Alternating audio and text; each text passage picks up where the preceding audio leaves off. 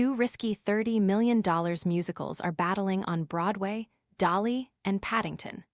The Broadway season doesn't kick off for a few more weeks, when the horror play Paranormal Activity starts previews at the August Wilson Theater.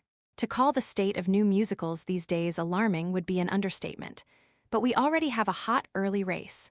Of the four new musicals that are currently on sale, Galileo, Wanted, Paddington and Dolly. A true original musical, there are two obvious pack leaders: the all-American Dolly Parton show and the polite British bear adventure from darkest England. Is your pet ignoring the water bowl? The Veckin Pet Fountain keeps water circulating and uses 5-stage filtration to improve taste and reduce impurities. Want to check today's Amazon deal? Scan the QR code now or visit grabdeal.us/5 before it's gone. What's surprising about that top pair is who's said to be ahead. That would be Dolly, which, sources said, has an advance of more than $3 million, some $400,000 more than the marmalade-loving scamp, Paddington. Others claim the gap is much wider. However, another source close to Paddington refuted that number and said it's neck and neck with Dolly at $3 million worth of tickets sold. Who am I to pick a fight with a bear?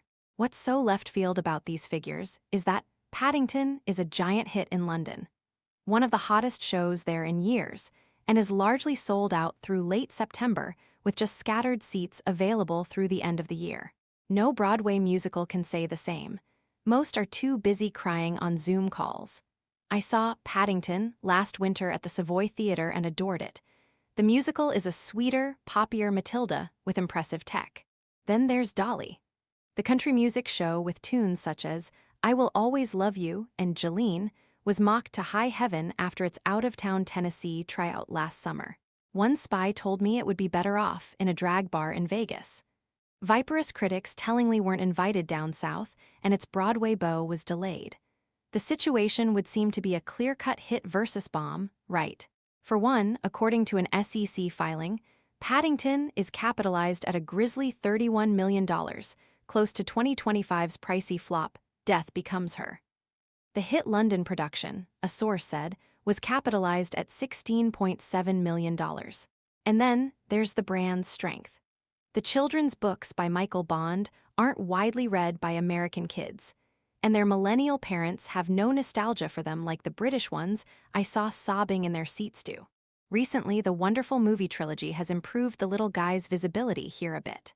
Yet the last film, Paddington in Peru, grossed $5 million more in the UK, a nation with 1/5 the population of the US, where it sold a modest $45.8 million of tickets. Plus, family shows are always tough on Broadway. Our successful family fare tends to either be Disney or for everyone, like Wicked. Heck, parents of 8-year-olds to this day mostly ask me about how they can score seats to Hamilton.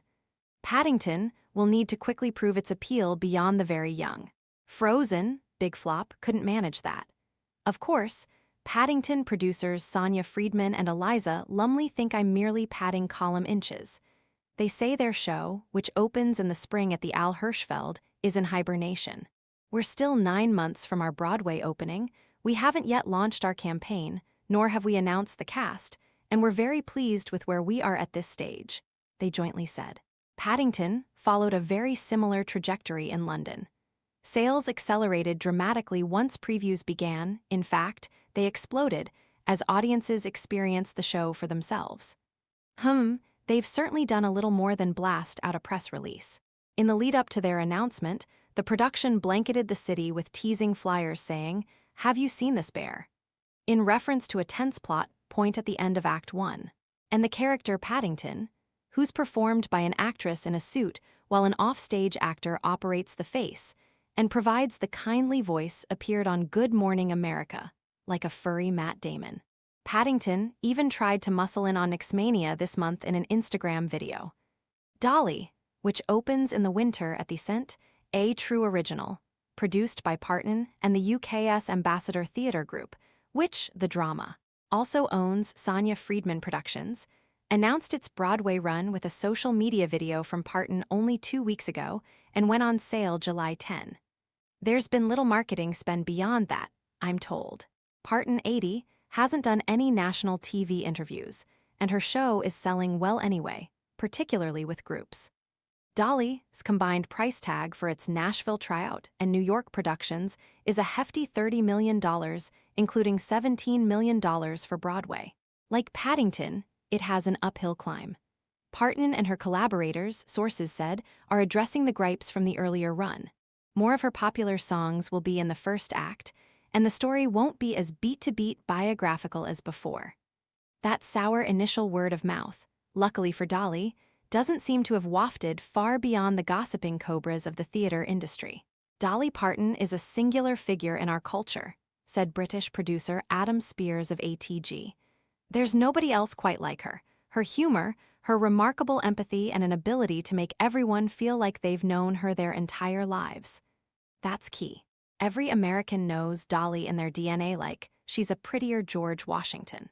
But a lot of people will need to be properly introduced to Paddington and the Brown family for their $31 million musical to run the several years required to become a hit.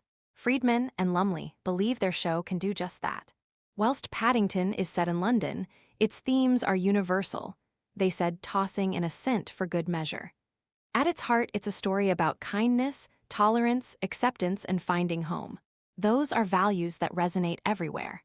I completely agree, though it wouldn't hurt if the main character's name was Simba.